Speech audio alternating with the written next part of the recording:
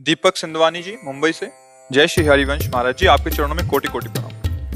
महाराज जी, मैंने मेरे सतगुरुदेव भगवान से मंत्र दीक्षा जब प्राप्त की, उस समय साधन भजन में काफी उत्साह रहता था। काफी वर्षों तक उनके सानिध्य में रहकर सेवा साधना का सौभाग्य मिला। कुछ समय पूर्व जब मेरी उन्नति हेतु कुछ डांट फटकार गुरुदेव ने की तो मैं उसे पचा ना पाया। सत्संग से विमुख हो गया और धीरे धीरे अकेले रहने के कारण निराशा में आ गया।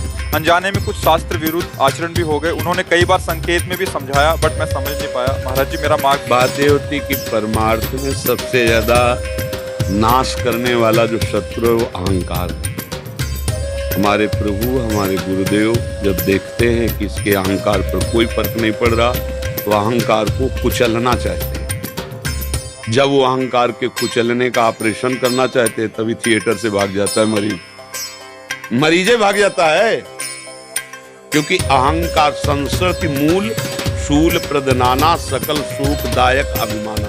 तो हम जीवत्व अभिमान में, देहाभिमान में जो हम गुरुजनों की शरण लेते हैं और जहां वो तुम्हारे अभिमान पर ऑपरेशन करना शुरू करते हैं तहां भाग पड़ता है ऊपर। अगर भागे ना तो वहीं रुक जाए तो जीवन मुक्त बना के छोड़ते हैं महापुरुष। वो अहंकार हम बचाए रखते हैं। हमने तो कोई गलती नहीं की, फिर डांटा क्यों? तो सोचना चाहिए ना, भगवत प्रेमी है महात्मा, फिर डांटे क्यों?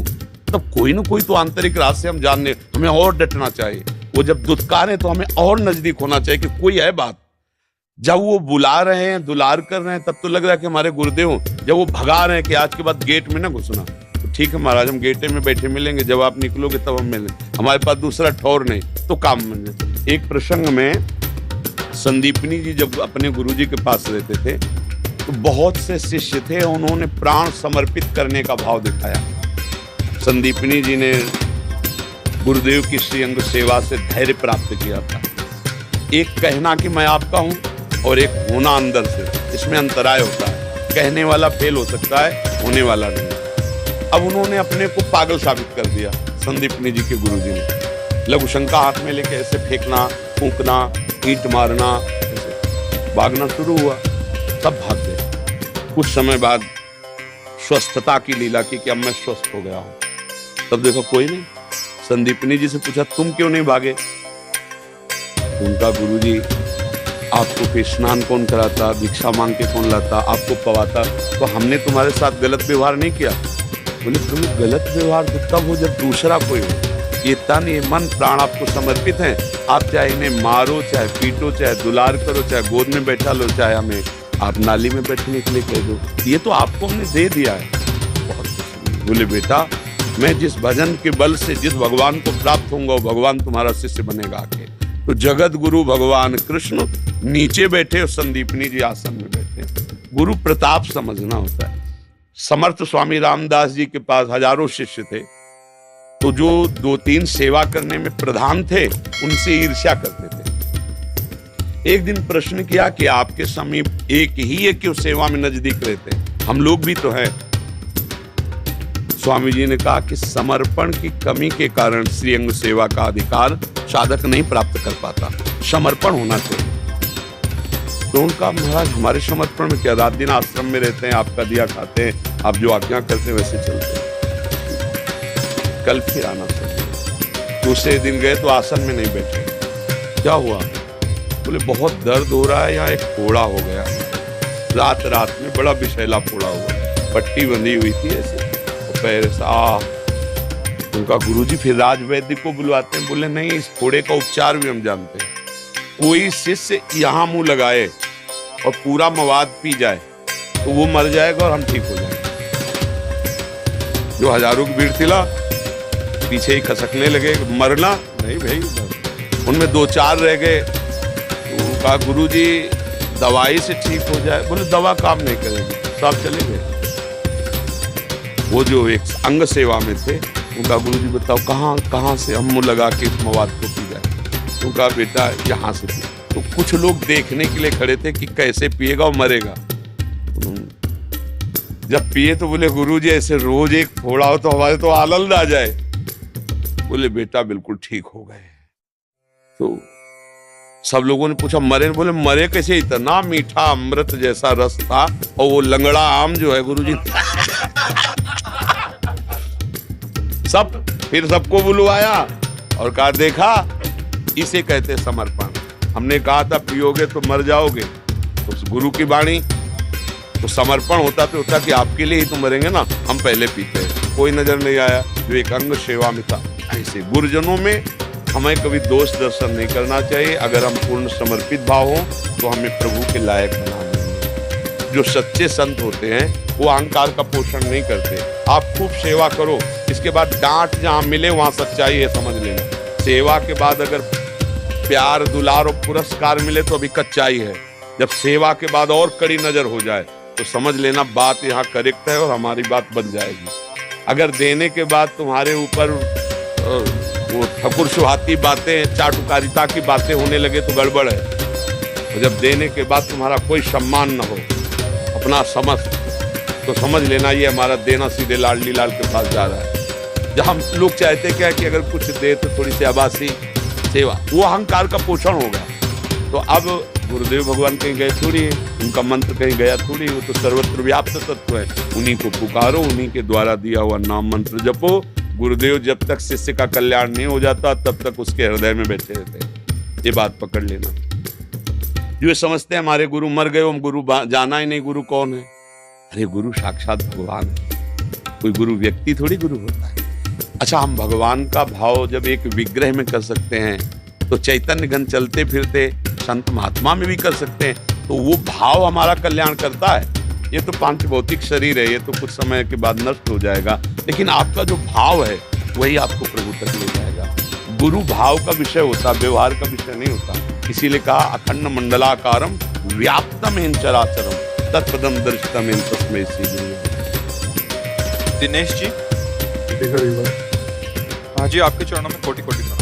महाराज जी, श्रद्धा और विश्वास में क्या अंतर है और श्रद्धा को कैसे बढ़ाया जाए? श्रद्धा जब हमारी बुद्धि में पवित्रता आती तब कहीं श्रद्धा होती है। शास्त्र में श्रद्धा, गुरु में श्रद्धा, भगवान में श्रद्धा या धर्म में श्रद्धा। श्रद्धा का स्वरूप है कि जो लिखा है, जो बोला गया उस पर बिना विचार के विश्वास करना। जैसा लिखा है, जैसा बोला गया है, हमें वैसे ही चलना।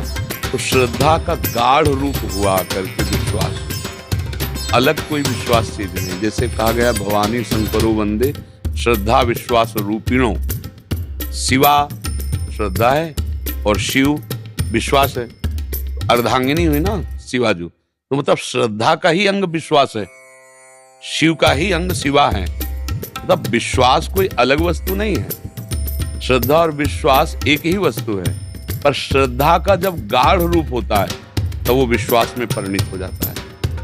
जैसे हम श्रद्धा की चलो चलते हैं संत दर्शन के लिए, अब यहाँ आए और आपका भाव बढ़ा और बात से हृदय शीतल हुआ तो आपको विश्वास होने लगा कि जो मेरी श्रद्धा थी वो ठीक है। अब ये विश्वास जब गाढ़ रूप होगा तो ये भाव रूप रख लेगा। मेरे प्रभु, मेरे गुरुदेव, मेरे इष्टहीन के रूप में बोल रहे हैं। अब भाव जब आया तो प्रेम हो जाएगा। अब इनके बिना जिया नहीं जाता। तो बिन विश्वास भगत नहीं, ते बिन द्रवहि न राम, राम कृपा बिनु सपने जीव न ला विश्राम। तो विश्वास बिनु जाने न होय प्रतीति, बिनु प्रतीत होय नहीं प्रीति। प्रतीत माने होता विश्वास।